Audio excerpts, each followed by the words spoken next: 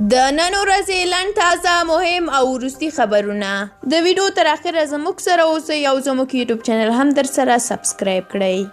عبدالرشید دوستم د ګلبدین حکمتیار پر څرګندونو غبرګون ښیي او وایي چې هیڅ چاته د کابل د سقوط کولو اجازه نه ورکوي. دوستم یوې غونډې ته د خبرو پر مهال وویل چې حزب اسلامي د پخوا په څیر پیاوړی نه دی او اوس یوازې ګلبدین حکمتیار له شاوخوا یو څو کسانو سره پاتې دی. دوستم وایي د کابل خلکو ته ډاډ ورکوي چې د کابل د سقوط کولو په اړه د ګلبدین حکمتیار له څرګندونو ویره ونه لري. دا په داسې حال کې ده چې څو ورځې وړاندې ګلبدین حکمتیار خبرداری ورکړی دی چې که حکومت غوښتنې ونه مني او له دوی سره د سولې معاهده عملي نه کړي ستر لاریونونه به پیل کړي، ارګ به محاصره کړي او د اوسني حکومت ګیلم به ټول کړي. خلیلزاد د افغان سولې لپاره د امریکا ځانګړی استازی زلمی خلیلزاد کابل، دوحې او اسلام آباد ته سفرونه کوي. د پاکستاني رسنیو د راپورونو له مخې ډیر ژر به د افغان سولې لپاره د امریکا خاص استازی زلمی خلیلزاد دوحې، کابل او اسلام آباد ته سفرونه وکړي. دا واک ته د امریکا د نوي ولسمشر جو بايدن له رسیدو وروسته سیمې ته د خلیلزاد لومړي سفرونه دي چې ترسره کوي. او امنیتي سرچینو تایید کړي ده چې د کابل پوهنتون پر سړک نننۍ چاودنه کې د کابل پوهنتون د شرایطو پوهنځي استاد مبشر مسلمیار وژل شوی دی. چاودنه د نوموړي پر موټر د چسپکي ماین په واسطه شوې ده.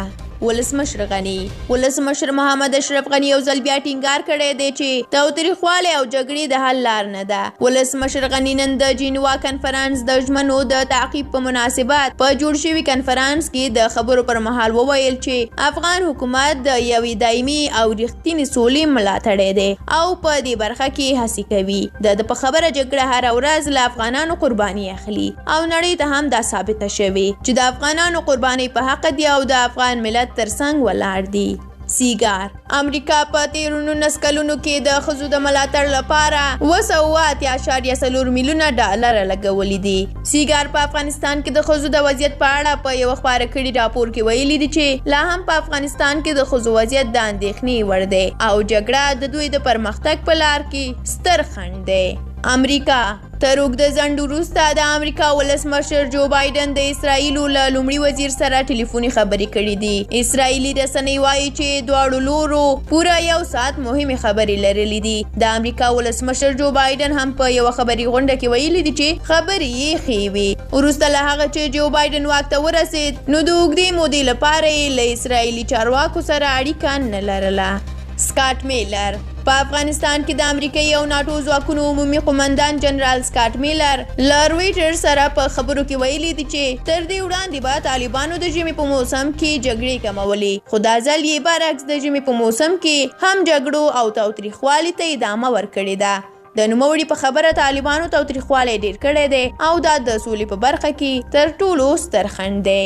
امرالله صالح افغان ولسمشر محمد اشرف غني نن ورځ د 2020 جینوا کنفرانس د ژمنو د سار او پلي کولو ورکشاپ کې ویلي دي چې ما 2 کاله وړاندې دا خبرداری ورکړی و چې هیواد به له وچکالۍ سره مخ شي. ولسمشر غني هیواد کې د رواني وچکالۍ د مدیریت مسؤلیت خپل لومړي مرستیال امرالله صالح ته سپارلی دی.